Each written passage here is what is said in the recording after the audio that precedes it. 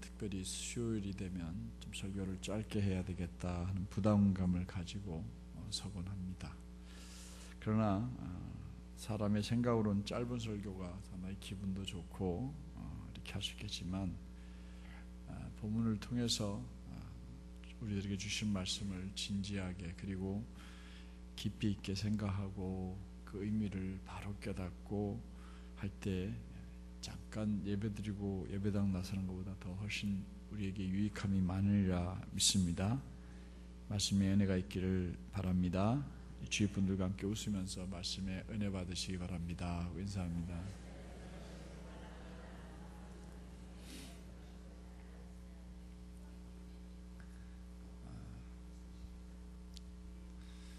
사도 바울은 로마서에 있는 성도들에게 보내는 편지글에서 이제 율법과 믿음에 관하여서 마지막으로 교리적인 설명을 합니다.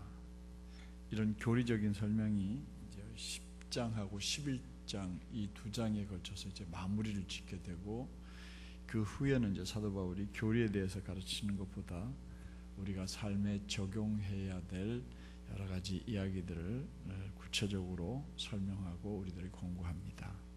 그러므로 10장과 11장까지만 어렵고 11장, 12장부터는 편안한 설교를 좀 들을 수 있을 거다 이렇게 생각하시면 되겠습니다.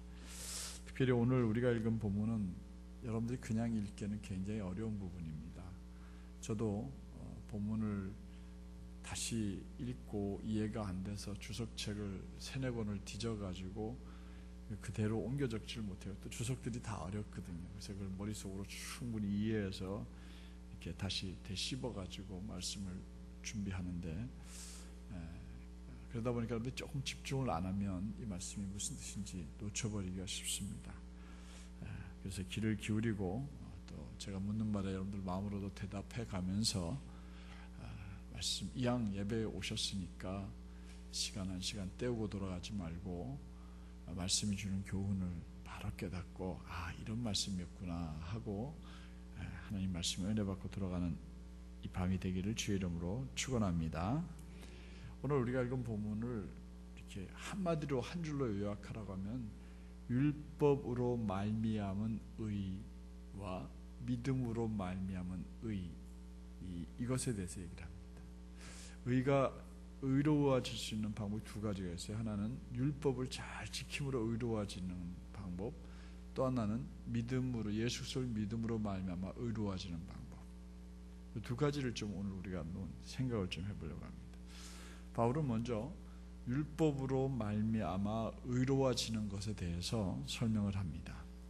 근데 이 설명을 하면서 율법으로 말미암아 의로워진 얘기를 하려고 하면 아무래도 그 율법을 이스라엘 백성들에게 가져다 준 사람이 누구예요? 율법을 이스라엘 백성들에게 알려준 사람이 누구입니까? 모세죠. 모세 특별히 어디에 많이 나와 있어요? 모세 오경 안에 담겨져 있죠. 그러니까 모세의 얘기를 거론을 하게 되죠. 율법 얘기를 나오면 항상 모세 얘기가 거론될 수밖에 없어요. 그래서 사도 바울은 모세가 한 얘기를 5절에 인용을 해놓고 있어요. 그 어떤 내용이 인용되었는지는 좀 이따 보고 이 레위기 18장 5절에 있는 말씀을 오늘 10장 5절에 인용해 놓았어요. 그러니까 율법으로 말미암은 의가 무엇인지 어떻게 해서 의롭게 되는 건지에 대해서 이야기를 했어요. 5절을 한번 더 쉬운 성경으로 한번 읽어보도록 하겠습니다. 다 같이 고개를 들고 읽어봅니다. 시작. 모세는 율법으로 얻게 되는 의에 관하여 율법을 행하는 사람은 율법으로 말미암아 살 것이다 라고 기록했습니다. 라고 지금 사도 바울이 이야기를 인용한 거예요. 그러니까 율법을 행하는 사람은 율법으로 말미암아 살리라 한 말을 누가 얘기했어요? 모세가 한 얘기를 지금 사도 바울이 이 로마서에다 인용을 한 겁니다. 이해가 되시죠? 그렇다면 사도 바울이 인용한 레위기 18장 5절 말씀은 어떤 말씀일까요? 한번 쉬운 성경 읽어볼까요? 시작. 내 가르침과 규례에 복종하여라. 내 가르침과 규례에 복종하는 사람은 살 것이다. 나는 여호와이다. 그러니까 내 가르침과 규례에 복종하라. 누구의 가르침과 규례에 복종하는 거예요? 여호와의 가르침과 규례에 복종하는 거예요. 이 앞에서 우리가 읽은 5절과 나중에 읽은 레위기 이 18장 5절 말씀을 보면은 하나님께서는 이스라엘 백성들에게 모세를 통해서 무엇을 주셨어요? 대답을 잘 하셔야 빨리빨리 진행합니다. 하나님께서는 이스라엘 백성들에게 모세를 통해서 뭘 주셨어요? 율법이죠. 율법. 그게 레위기 18장 5절에는 뭐가 뭐로 얘기했어요? 가르침과 규례라는 말로 얘기를 했어요. 그러니까 이 율법을 주셨는데 이 율법으로 말미암아 의를 얻게 해주셨습니다. 율법으로 말미암아 의를 얻는다. 이 말은 무슨 말일까요? 율법으로 말미암아 의를 얻으려면은 그러면 뭘 해야 될까요? 율법을 지켜야 됩니다. 그렇죠. 율법을 지켜야 됩니다. 철저하게 지켜야 합니다. 철저하게. 즉 하나님의 가르침과 규례, 이것이 율법인데 여기에 복종해야 하는 겁니다. 이렇게 하나님께서는 당신의 백성들에게 올바른 삶을 영위하도록 하기 위해서 율법을 제정해서 모세를 통해서 주신 겁니다. 그러나 이스라엘 백성들은 인간들이었어요. 인간이 가지고 있는 죄성을 그들이 가지고 있었기 때문에 율법을 완전히 다 지킬 수 있을까요? 없을까요? 여러분들 잘 생각하시고 대답해 보세요. 사람이 하나님이 정해주신 모든 율법을 다 지킬 수 있을까요? 없을까요? 없습니다. 없습니다. 맞습니다. 그 결과 이 세상에는 선을 행하고 죄를 범하지 않은 의인이 단 한 사람도 없습니다.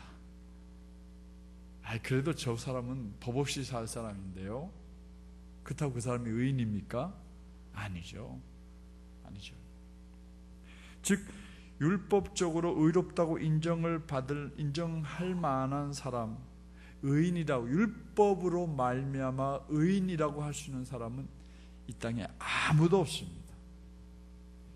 이와 같이 하나님께서 주신 완전한 율법을 연약한 인간이 아무리 지켜보려고 노력해도 지키는 것은 불가능한 일이 되고 만 것입니다.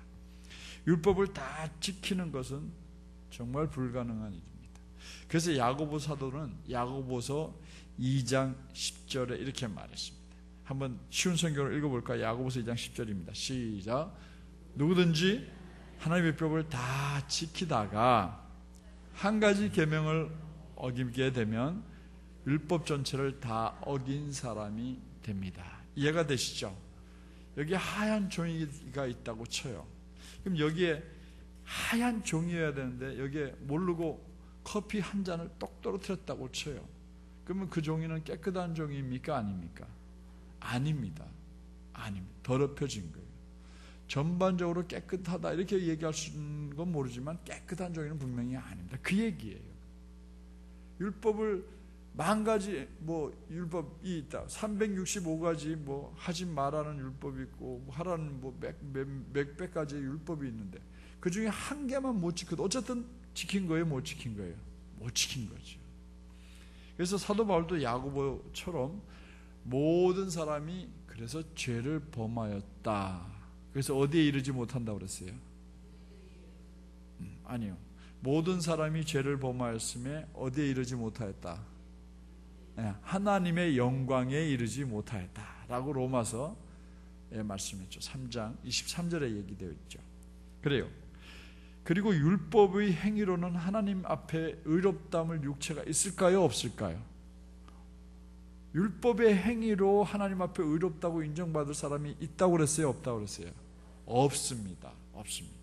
이처럼 인간이 하나님께서 주신 계명을 완전히 지킬 수 없는 상황에서 모든 사람은 결국 계명을 지키지 못했기 때문에 죽음에 이를 수밖에 없다라고 성경은 이야기합니다. 그러면서 따라서 결과적으로 이 사도 바울이 봤을 때는 그 율법은 하나님이 주신 너무 좋은 것인데 결과적으로는 사람들에게 생명에 대한, 영생에 대한 희망보다는 오히려 그걸 절대 완전히 다 지킬 수 없기 때문에 사람으로 하여금 절망감을 느끼게 만들고 더불어 율법 조항에 따른 나는 이래서 죄인이야 하는 죄책감만 느끼게 만들고 정죄만 안겨다 주기 때문에 모든 사람들은 어쩔 수 없이 모두가 저주 아래 놓을 수밖에 없다, 이렇게 깨달은 겁니다. 맞습니까? 틀립니까? 맞습니다. 그래서 율법으로는 사람을 구할 방법이 없다는 거예요. 율법으로는 사람을 완전하게 할 수가 없다는 거예요. 율법을 지키는 사람 가운데 구원받을 사람은 아무도 없다는 거예요. 그래서 사도 바울은 생명에 이르게 해야 될 이 계명, 율법, 하나님의 가르침과 규례에 대해서 로마서 7장 10절에 이렇게 회의적인 말을 했어요. 뭐라고 그러는지 한번 쉬운 성경 읽어보도록 하겠습니다. 시작. 나는 죽었습니다. 그래서 생명으로 인도해야 할 계명이 사실 나를 죽음으로 이끄는 계명이 되고 말았어요. 계명을 알면 알수록 우리는 어떻게 될까요? 난 진짜 이거 버린 죽어 마땅한 죄인이야. 하나님께서 우리에게 말씀해 주신 계명, 가르쳐 주신 계명, 규례를 알면 알수록 난 이래가지고 어떻게 하나님 앞에 설 수 있어 하고 우리를 자꾸 더 절망감에 이르게 만든다니까요. 맞습니까? 틀립니까? 우리가 마음속으로 누굴 미워하기만 해도 살인했다고 했으면 그 말씀 앞에 우리가 섰을 때 우리 어떻게 됐을까요? 우리는 죽인 사람이 몇 명이나 될까요? 난 한 명만 죽였습니다 하실 분 있어요? 수도 없이 많죠. 지나간 여자, 예쁜 여자를 보고 참 예쁜데 어떻게 좀 해볼까 이렇게 마음에 뭘 품기만 해도 뭐 했어요? 간음했다고 해서 어이구 우리 남자분들 양심껏 말합시다. 바람 안 피운 남자 있습니까? 없죠. 그러니 그런 율법은 결국 알아가면 알아갈수록 아이고 나는 하나님 앞에 죽었다, 난 버림받았다, 이런 사람이 되게 만든다는 거예요. 이해가 되십니까? 그래서 결국 율법, 즉 하나님의 가르침과 규례에 복종하여서 율법으로 말미암은 의를 얻는다는 것은 불가능하다, 이렇게 사도 바울은 결론을 짓습니다. 그래서 본문 6절과 7절에 이렇게 말했습니다. 쉬운 성경 한번 읽어볼까요? 자, 이걸 잘 읽어야 되는데 이거 이해하기가 좀 어렵습니다. 시작. 그러나 믿음에서 오는 의로움은 이렇게 말했습니다. 잠깐만요. 믿음에서 오는 의로움은 이렇게 말했습니다. 믿음에서 오는 의로움이 사람이에요? 말하게요? 아니죠. 이걸 뭐라 하냐면 의인화 시켰다고 그랬어요. 그러니까 믿음에서 오는 의가 말을 하는 거예요. 그러면 누구에게 말을 할까요? 율법으로 말미암아 갖게 된 의에게 말을 하는 거예요. 의인화 시킨 거예요. 이해가 되십니까? 예?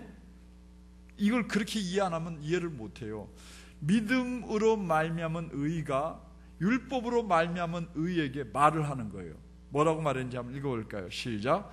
너는 누가 하늘로 올라가리요? 하고 마음속으로 생각해서는 안 된다. 야, 율법으로 말미암은 의, 너 누가 하나님 하늘로 올라갈 수 있겠어? 라고 마음속으로 생각하면 안 돼. 이렇게 얘기한 거예요. 이 말씀은 그리스도를 모시고 내려오라는 말과 같은 것이다. 또 말합니다. 누가 지하로 내려가리요? 여기서 지하는 뭐냐면 무저갱인데 성경에 보면은 여기 지옥, 스올 이런 말과 같은 말이에요. 내려가리요 하지 마라. 이 말씀은 그리스도를 죽은 이들 가운데서 모시고 올라오라는 것입니다 라고 해요.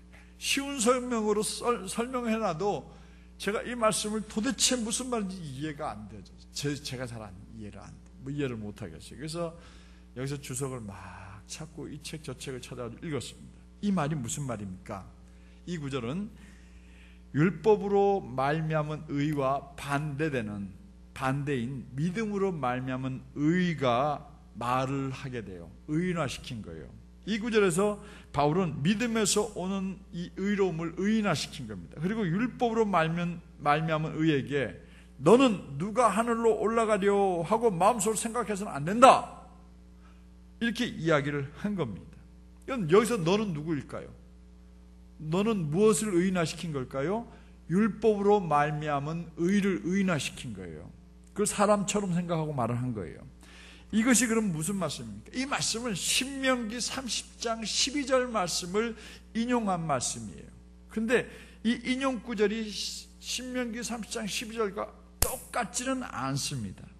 그러나 이 말씀을 인용한 것은 결국 왜 인용했느냐 하는 거예요. 결국은 율법은 아까도 얘기했지만 누굴 통해서 주셨어요? 모세를 통해서 주셨어요. 그러니까 모세는 율법을 행함으로 하나님께 의롭다 하심을 얻을 수 있다. 즉 율법으로 말미암은 의를 얻을 수 있다고 했기 때문에 이 구절을 인용한 거예요. 이렇게 믿고 살아왔던 유대인들인데 갑자기 사도 바울이 말하기를 그게 아니고 믿음으로 의로워진다 이렇게 얘기하니까 이렇게 믿던 유대인들이 하늘로 승천한 예수님을 하나님의 아들로 믿을 수가 있어요, 없어요? 안 믿죠. 못 믿겠다는 거죠. 그리고 그 사람이 율법을 완성했고 그 사람을 믿으면 의를 얻을 수 있다고 말하니까 못 믿겠다는 거죠. 그러니까 이 율법으로 말미암은 의가 말하기를 야 누가 하늘로 올라갈 수 있냐라고 말했다는 거예요. 그러니까 그렇게 말하지 말라는 거예요. 믿음으로 말미암은 의가. 이해가 되십니까? 무슨 뜻인지 이해가 되셔요? 이해가 안 되면 제가 다시 설명을 할까요? 그런 얘기예요. 그래서 믿음으로 말미암은 의는 이스라엘 사람들이 믿지 않던 예수님이 하늘로 올라가는 것을 불가능하다고 생각했고 그래서 누가 하늘로 올라갈 수 있냐 하고 말한 것입니다. 다시 말씀드리지만 이런 유대인들의 생각은 예수님의 승천하심을 믿지 않는 데서 야 누가 하늘에 올라갈 수 있어 라고 말한 것을 그렇게 말하지 말라고 믿음으로 말미암은 의가 얘기를 한 거죠. 그래서 바울은 본 구절을 통해서 율법으로 말미암아 의롭다 하심을 얻으려는 유대인들의 어리석음과 교만함을 그들을 지적한 것입니다. 다시 말해서 유대인들은 하나님께서 요구하신 율법의 가장 근본적인 핵심은 버리고 자신들의 유전과 전통과 자기들이 그 전통적으로 내려오는 것을 잘 지키는 행위를 통해서 하늘 즉 의에 이룰 수 있다라고 믿고 그걸 지금도 지키고 있는 거예요. 지금도 성경을 암송하고 있고 지금도 안식이 되면 아무것도 하지 않고 있고 그렇게 살아가려고 하는 거예요. 사도 바울은 전에도 계속 설명합니다. 이건 불가능하다. 그것으로 절대로 의로움을 얻을 수가 없다라고 말합니다. 이것은 결과적으로 그리스도를 모시고 내려오라는 말이다 이것입니다. 이게 무슨 말입니까? 이 말 속에는 예수님께서는 절대로 하늘에서 내려온 적이 없다라고 유대인들이 믿고 있는 거예요. 내려온 적이 없기 때문에 절대로 하늘로 승천하신 적이 없다라고 말함으로 유대인들은 예수 그리스도가 이 땅에 오신 것과 하늘로 승천하신 것을 믿는 거예요, 안 믿는 거예요? 안 믿는 거죠. 안 믿으니까 하는 말이 누가 하늘로 올라갔다는 거냐, 그리고 하늘에서 그럼 그리스도를 끌어내려야 된다는 말이냐, 이런 말을 이렇게 해버리는 거예요. 여기에 그 유대인들의 불신앙이 담겨 있는 거죠. 이 구절을 잘 이해하지 못하면 굉장히 이게 무슨 말이야 하고 난해해지는 겁니다. 다시 말해서 유대인들은 예수님이 이 땅에 육신을 입고 내려오신 사건, 그 사건을 무슨 사건이라고 그래요? 성육신 사건. 따라합시다. 성육신.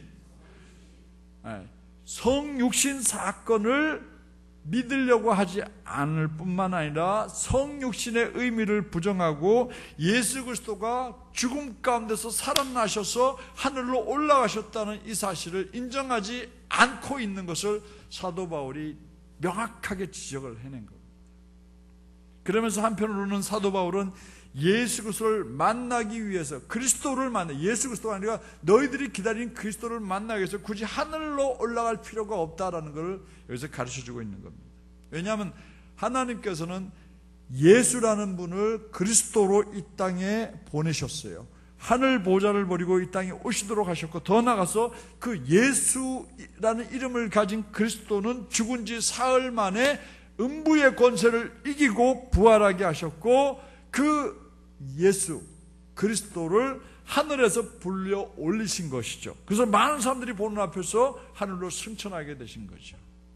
그러니까 사도 바울은 이 사실을 분명히 믿고 있는데 유대인들은 이 사실을 받아들이려고 하지 않는 거예요.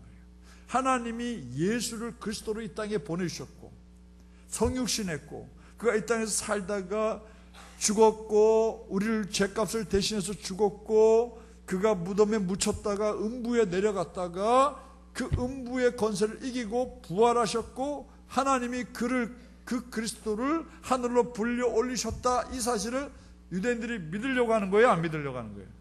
안 믿는 거죠. 안 믿으니까 그 복음을 전하는 사람들을 잡아다가 죽이는 거죠.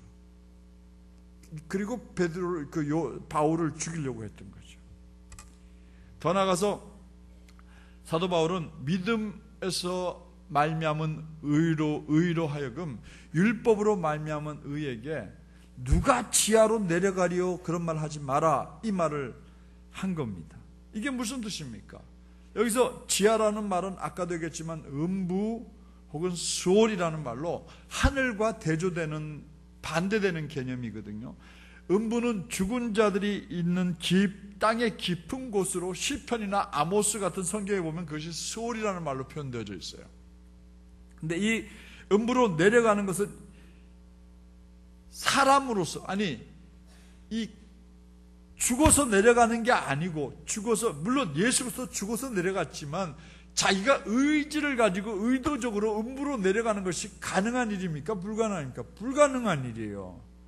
근데 예수님은 십자가에 달려 죽으심으로써 음부에 갇혀서 이틀을 지내시는 동안에 예수님은 음부에 내려가신 거죠. 그렇게 이해를 한 겁니다. 그리고 이제 거기서 붙들린 게 아니고 못 나오신 게 아니고 예수님은 그 권세를 놔 하고 음부의 권세에서 일어나신 거예요. 일어나셔서 다시 살아나신 거예요. 이 땅의 인류 가운데 사람 가운데 그 누가 음부의 권세를 뿌리치고 일어나서 살아난 사람이 누가 있느냐고요. 아무도 없잖아요. 그죠? 예수님은 의지적으로 음부에 내려가셨다가 음부의 권세를 이기고 부활하셨어요. 근데 이거를 유대인들이 믿으려고 해요? 안 믿으려고 해요? 안 믿으려고 하죠. 그래서 말하기를 누가 지하로 내려갔단 말이야. 예수가 지하로 내려가? 웃기는 소리 하지 마라. 그게 어떻게 가능한 일이야? 이렇게 유대인들이 얘기하니까 그런 말 하지 마라 이 말이에요.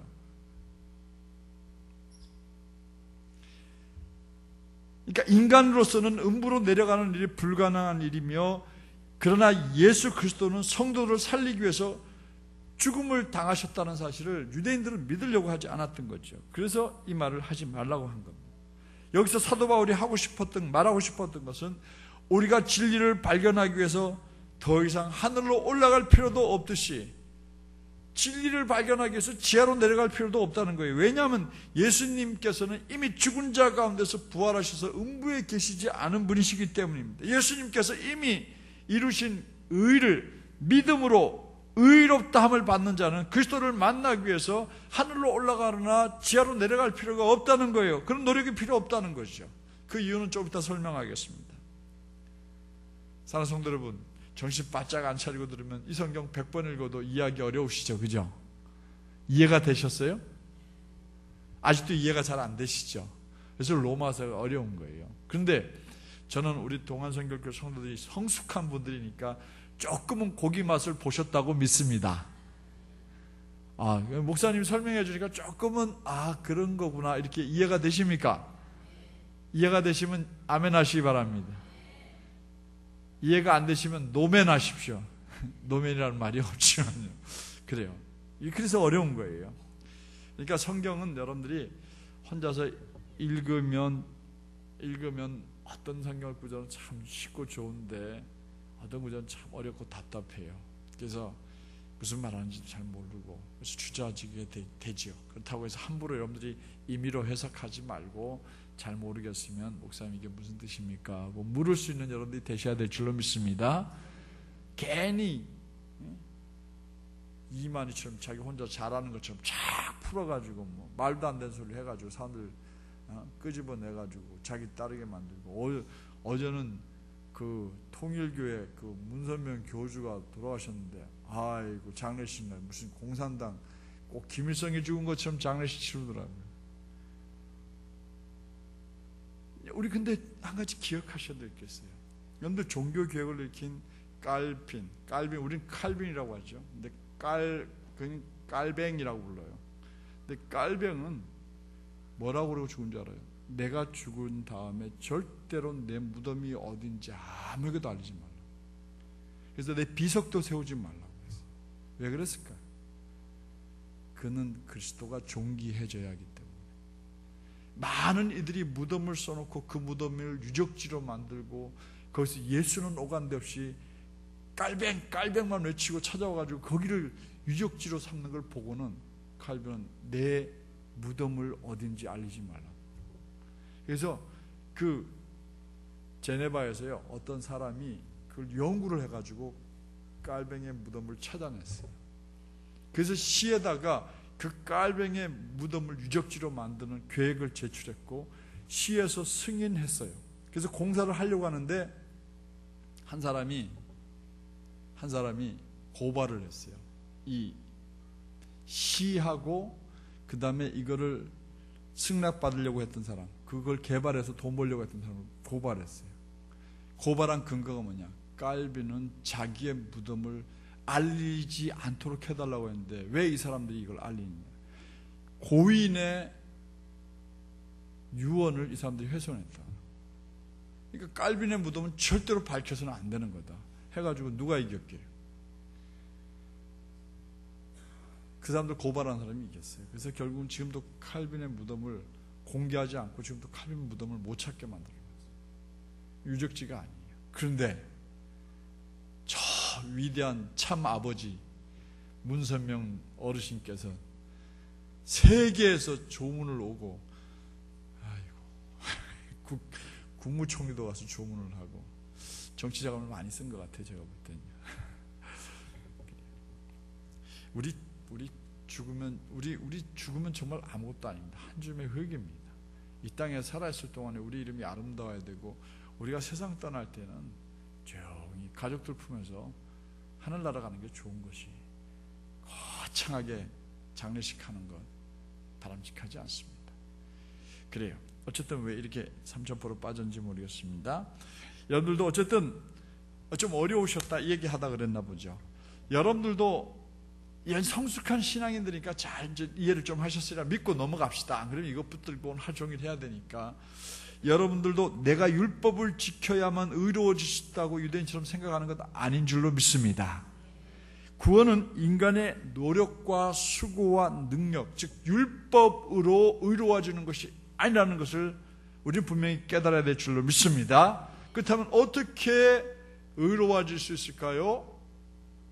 오직 믿음. 그렇습니다. 그 얘기를 이제 설명해 나갈게요.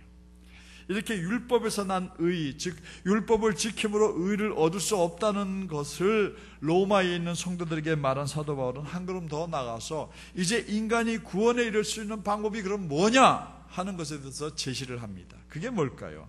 그것은 바로 하나님의 말씀에 따른 믿음으로 말미암은 의에 이르는 겁니다. 무엇으로 말미암은 의요?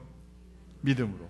하나님의 말씀이 인간의 입과 마음에 가까이 있을 때 비로소 구원의 길이 열린다라고 성경에 기록되어 있어요. 사도 바울이 인용한 성경 말씀이에요. 신명기 30장 14절 말씀 쉬운 성경을 읽어볼까요? 다시 읽어봅니다. 시작. 그로써 그 말씀은 아주 가까운 곳에 있어. 그 말씀이 뭘까요? 하나님이 주신 말씀들이에요. 그 말씀 아주 가까운 곳에 있어. 그것은 여러분들의 입과 여러분들의 마음 속에 있어. 그러므로 그 말씀을 잘 지키시오 라고 했습니다. 하나님의 말씀이 어디에 있다고요? 입과 마음에 있다고 그랬습니다. 그렇다면 우리가 하나님의 말씀을 잘 지키려면 어떻게 해야 될까요? 우리의 입과 우리의 마음에 있는 말씀을 믿음으로 잘 순종해 나가야 합니다. 바울은 사람이 의롭게 되는 원칙을 뭐라고 설명했느냐면 9절에 이렇게 말했습니다. 쉬운 성경을 읽어봅니다. 시작. 여러분이 만일 여러분의 입으로 예수님을 주님이시다라고 고백하고 또 마음으로 하나님께서 그리스도를 죽은 자 가운데서 다시 살리신 것을 믿으면 여러분은 구원을 얻을 것입니다. 자, 잠깐 더듬어 올라갑시다. 하나님의 말씀이 어디에 있다고 그랬어요? 하늘에 있거나 지하에 있는 게 아니에요. 하나님의 말씀이 어디에 있어요? 우리의 입과 우리의 마음에 있다고 그랬어요. 그러면서 9절에 뭐라고 했어요? 여러분이 만일 입으로 예수님은 나의 주님이십니다 하고 입으로 고백을 하고 시인하고 또 마음으로 하나님께서 그리스도를 죽은 자 가운데서 다시 살리신 것을 뭐하면? 믿으면 우리는 뭘 얻게 된다가? 구원을 얻게 된다고요. 자, 구원의 길이 어려운 길이 아니에요. 뭘 지켜야 되는 게 아니에요. 우리의 말씀, 하나님의 말씀, 우리 가까이 담겨있는 입과 마음으로 우리가 있는 하나님의 말씀을 시인하고 믿는 거예요. 우리가 우리의 입으로 예수님은 주님이라고 믿음의 고백을 드리는 것, 그래서 중요한 거예요. 그리고 이 고백은 마음으로 예수님을 믿지 않으면 불가능한 일이에요. 마음으로 딴 생각하고 입으로 이 말하고 이럴 수는 없잖아요. 그죠? 우리가 마음으로 하나님께서 그리스도를 죽은 자 가운데서 다시 살리신 것을 믿으면, 마음으로 믿으면 그것이 우리 입술로 고백이 되어지죠. 예수님은 나의 주님이십니다. 예수님은 나를 위해 십자가 달려 죽으셨습니다. 나는 그분을 사랑합니다. 뭐 어떻게 돼요? 입으로 말하게 된다 이 말입니다. 그럼 우리는 구원을 얻게 되는 거예요. 그러므로 의롭게 되는 길, 그건 얻으면서 참 쉬워요. 즉 복음의 말씀을 마음으로 믿어서 받아들이고 입으로 뭐 하면 돼요? 시인하여 그 믿음을 고백하면 되는 겁니다. 믿음의 길은 어려운 길이 아니에요. 이렇게 쉬운 길이에요. 그래서 본문 10절에 사도 바울은 이렇게 선포했습니다. 10절을 한번 쉬운 성경 읽어보도록 하겠습니다. 시작. 여러분은 마음으로 믿어 의롭다 함을 얻으며 입으로 고백하여 구원을 얻습니다. 의롭다 함을 어떻게 얻어요? 마음으로 믿으면. 그리고 구원은 어떻게 얻어요? 입으로 시인하면. 자, 보지 말고 저를 보시다. 성경 보지 말고. 우리가 의롭다함을 어떻게 얻습니까? 마음으로 믿으면. 그리고 우리가 구원을 어떻게 받습니까? 입으로 시인하면. 시인한다는 고백하면. 자, 그러면 뭐 믿겨지지 않는 분은 고백 안 하셔도 돼요. 진짜 믿을 수 있는 분은 저하고 같이 고백해 봅시다. 예수님은 나의 주님이십니다. 시작. 여러분 입으로 시인하십니까? 예수님이 나의 주님이심을 시인하십니까? 여러분 오늘 죽으면 구원 받았을까요? 못 받았을까요? 아이, 목사님 그렇게 쉽게 그 말했다고 구원 받습니다. 그 말을 한다는 얘기는 마음으로 믿어진 사람만 하라고 그랬잖아요. 그죠? 근데 의외로 이걸 안 믿으려고 그래요. 여기서 입술로 고백하는 것은 마음으로 믿는 믿음에 대한 구체적인 행위를 의미합니다. 사람들 가운데 마음과 입술, 즉 말과 행위가 다른 사람들이 얼마나 많은지 모릅니다. 자, 말하는 거하고 행동하고 다르면 우리 이런 사람들 뭐라고 얘기합니까? 네? 겉과 속이 다른 사람. 첫 번째. 또 비슷해요. 또 이중적인 사람. 맞아요. 이중적인 사람. 이중적인. 여러분들 다른 사람으로부터 당신 참 이중적이야. 그러면 듣기 좋습니까? 싫습니까? 그건 칭찬의 말 아니죠. 칭찬의 말 아니죠. 우리가 기대했고 저분이 평소에 하는 말을 가만히 들어보면 이분은 이렇게 행동할 것 같았는데 말은 그럴듯하게 하면서 딴짓을 한다. 뭐 할까요? 사람들은 대부분 실망합니다. 등 돌리죠. 떠나게 되죠. 그래서 제가 목회하면서 가장 제가 듣지 말아야 되겠다고 생각하는 말 중에 하나가 바로 이중적이다라는 말. 제가 듣기 싫어한다고 해서 제가 어떤 경우에도 마음과 행동이 전혀 틀리지 않다고 말할 자신이 없습니다만, 그래도 이중적이라는 말을 들어서는 안 되겠다 하고 생각하는 그런 면이 어쩌면 이중적인지 모르겠어요. 무슨 말인지 모르겠습니까? 누구나 다 그렇죠. 누구나 조금씩은 이중적인 면이 있어요. 가장 큰 이중적인 면은 뭐냐? 이 사람한테 이 얘기하고 저 사람한테 저 얘기하는 거예요. 똑같은 얘기를 해야 돼요. 이 사람한테는 이런 얘기를 하고 돌아서서 이 사람 또 상황이 다르니까 또 이런 얘기야. 이런 모습이 이중적이에요. 우리 그렇게 하지 맙시다. 할렐루야. 근데 진정한 믿음에서 의롭게 된 사람은 절대로 이중적인 사람이 아닙니다. 진정한 믿음에서 난 의를 가진 사람은 마음과 그 마음에서 나오는 말이 입술로 고백되어진 게 똑같은 말을 고백하는 거예요. 마음에서 담겨있는 것이 손으로 자연스럽게 옮겨지는 거예요. 똑같이 옮겨지는 거예요. 마음과 우리의 발걸음이 똑같이 일치되는 거예요. 이런 삶을 살아가는 사람을 가리켜서 뭐라고 얘기하냐? 의인이다, 이렇게 얘기합니다. 이런 사람은 어떤 경우에도 부끄러움을 당하지 않게 됩니다. 그래서 본문 11절에 보면 사도 바울은 요엘서 2장 32절 말씀을 인용해서 이렇게 말해요. 11절 말씀은 앞서 말했지만 요엘서 2장 32절을 인용했어요. 그러니까 사도 바울은 구약 성경에 대해서 해박한 지식을 가진 사람이에요. 그래서 성경을 이렇게 말할 때마다 다른 구약 성경을 갖다 인용해서 그 말을 이어서 얘기하는 겁니다. 왜 그랬을까요? 그 사도 바울은 가마리엘 문화에서 공부한 사람이거든요. 오늘날로 하면 서울대학교에서 공부한 사람이에요. 그러니까 무슨 얘기를 할 때는 구약에 있는 말씀을 이렇게 끄집어내가지고 탁 인용을 할 수 있는 거, 비교할 수 있는 능력이 있었던 거죠. 뭐라고 썼는지 한번 볼까요? 시작. 성경은 이렇게 말합니다. 그를 믿는 자는 누구나 부끄러움을 당하지 않을 것이다. 그래요. 여기서 그를 믿는 자는이라고 할 때 그는 이게 요엘서를 인용한 거니까 결국 그는 누구를 얘기할까요? 요엘이라고 하는 사람은 예수님하고 상관없는 시대 사람이었어요. 언제 사람이었어요? 구약시대 사람이었거든요. 예언자였거든요. 그러니까 여기서 그를 믿는 자는 누구나 부끄러움을 당하지 않을 것이다 했을 때 그는 누구입니까? 여호와 하나님이죠. 근데 이거를 누가 인용했어요? 바울이 지금 인용해서 써먹는 거예요. 그러나 바울이 이야기할 때 그를 믿는 자는이라고 하면 그를 누구는 얘기할까요? 예수님이죠. 이해가 되십니까? 그래서 여호와의 이름을 부른다는 것은 그를 마음으로 믿는다는 전제하에 그를 주님으로 나의 왕으로 고백하는 것을 의미합니다. 이런 사람은 절대로 하나님께로부터 버림당하거나 외면당하거나 부끄러움을 당하지 않을 것이라고 말했습니다. 사랑하는 성도 여러분, 여러분은 여러분들의 입술로 예수님을 나의 주라고 고백하십니까? 근데 몇 분은 입을 다물고 계시는 것 같은데 한 번 더 물어볼까요? 여러분은 여러분들의 입술로 예수님을 나의 주라고 고백하십니까? 여러분들은 마음으로부터 하나님께서 예수 그리스도를 죽은 자 가운데서 살리셨다 하는 걸 믿으시고 그 살아나신 부활하신 예수님은 나의 구주이십니다 라고 입술로 고백하시기 바랍니다.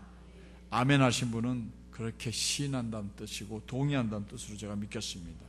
그렇다면 여러분들은 이제 어떤 경우가 생기더라도 이 믿음이 흔들려서는 안 됩니다. 의자에 편하게 앉아서 주위 사람들 눈치를 보고 있다고 해서 대답 안 할 수는 없고 이렇게 고백하는 고백이 아니라면은 여러분들 이 믿음 절대 죽는 날까지 변치 마시고 어떤 경우 어떤 상황 앞에서도 절대 예수님을 향한 이 믿음을 온전히 고백하여 하나님 앞에 섰을 때 의로움을 얻는 여러분들 되시기를 주님의 이름으로 축원합니다. 축원합니다. 사도 바울은 이렇게 율법으로 말미암은 의와 믿음으로 말미암은 의를 설명하면서 율법으로 난 의와 믿음으로 난 의의 아주 결정적인 차이점 하나를 설명합니다. 그게 뭐냐? 그게 뭘까요? 믿음으로 난 의에는 차별이 없다는 거예요. 뭐가 없어요? 차별이 없어요. 본문 12절과 13절 말씀을 읽어보겠습니다. 시작. 유대인이나 그리스도인이나 다시요. 유대인이나 그리스인이나 차별이 없습니다. 동일한 주님께서 모든 사람의 주인이 되시며 그를 부르는 사람에게 그는 누구예요? 그렇죠. 주님을 부르는 사람, 예수님을 부르는 사람에게 풍성한 복을 주십니다. 그것은 누구든지 주님의 이름을 부르는 자는 구원을 얻을 것이기 때문입니다. 할렐루야. 유대인이나 그리스인이나 차별이 없습니다. 남자나 여자나 차별이 없습니다. 노인이나 아이나 차별이 없습니다. 잘생기나 못생기나 차별이 없습니다. 예쁘나 못생기나 차별이 없습니다. 뚱뚱하나 홀쭉하나 차별이 없습니다. 흑인이나 백인이나 차별이 없습니다. 그렇죠? 가난하나 부자나 차별이 없습니다. 이게 복음의 위대함이에요. 율법으로 난 의에는 그럼 차별이 있을까요? 없을까요? 율법으로 난 의에는 차별이 있을까요? 없을까요? 믿음으로 난 의에는 차별이 없다고 했으니까 율법으로 난 의에는 차별이 있는 거지요. 무슨 차별이 있어요? 율법으로 난 의에 이르려면 그는 우선 유대인이 되어야 한다는 거예요. 이스라엘 사람이어야 한다는 거예요. 그래서 이스라엘 사람이 아닌 사람이라고 하면 이스라엘 사람이 되는 종교의식을 치러서 개종의식을 치러가지고 거기에 들어가야 되는 거예요. 그러나 믿음으로 난 의에는 차별이 없습니다. 왜냐하면 예수님은 모든 사람들의 주인님 되시기 때문입니다. 예나 지금이나 앞으로나 동일하신 예수 그리스도는 모든 사람들의 주인 되심을 믿으시기 바랍니다. 그리고 누구든지 예수님을 주님 하고 부르는 사람들에게는 하나님은 그를 통하여 풍성한 복을 주신다고 약속하셨습니다. 이것이 기독교 구원론의 보편주의, 유니버셜리즘이라고 말합니다. 보편주의.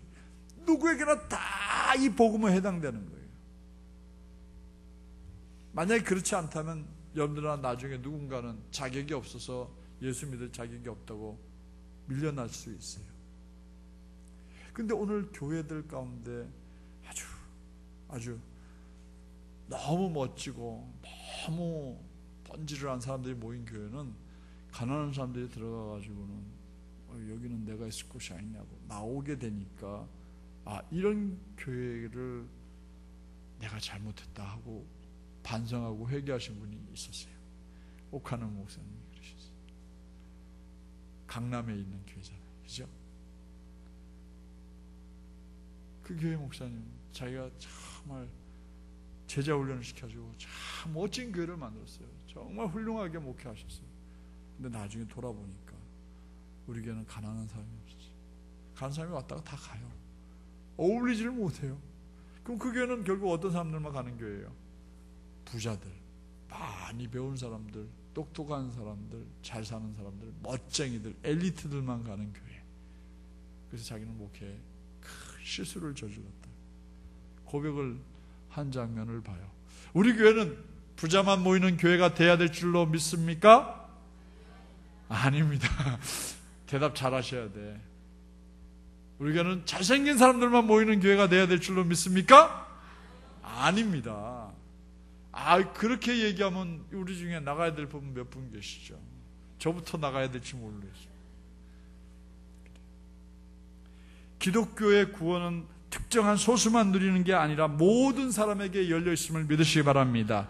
그렇다면 이스라엘이 반성하고 버려야 될 것이 뭘까요? 왜? 종교 우월의식입니다. 하나님께서 자기들만 선택하셨다는 이런 생각, 선민사상이죠. 자기들만 거룩한 백성이라는 선민사상을 버려야 했습니다. 그런데 기독교인들 가운데서 이런 사상에 사로잡혀 있는 사람들이 가끔 있습니다. 그게 누구냐? 역사적으로 큰 잘못을 저질렀던 게르만 민족입니다. 그중에 특별히 히틀러 그리고 그 나치당들입니다. 그래서 그들은 저지른 만행이 바로 아우슈비츠의 포로 수용소에서 600만 명이나 되는 유대인들을 학살한 사건을 벌린 거죠. 사람의 기름을 짜서 비누를 만들어 썼던 그런 말도 안 되는 일을 했던 거죠. 사랑하는 성도 여러분, 우리들은 지금도 누구든지 주의 이름을 부르는 자는 구원을 받을 수 있다는 것을 믿으십니까? 할렐루야. 우리 꼭 이 사실을 믿어야 할 줄로 믿습니다. 이 믿음이 여러분들을 복음 전하는 전도인 되게 합니다. 이 믿음이 분명해야만 누구에게든지 가서 예수 믿으면 구원받아요 라고 말할 수 있게 되는 거예요. 이렇게 해서 복음을 증거하게 됩니다. 예수로 행복한 우리 동안성결교회 공동체 모든 성도들은 주의 이름을 부르는 자마다 구원을 받는다는 가장 기본적인 이 진리를 확실히 믿고 누구에게든지 예수 그리스도를 전할 수 있는 우리 동안성결교회 성도들 되시기를 주님의 이름으로 축원합니다. 축원합니다. 기도하겠습니다. 이 시간 우리가 말씀을 생각하면서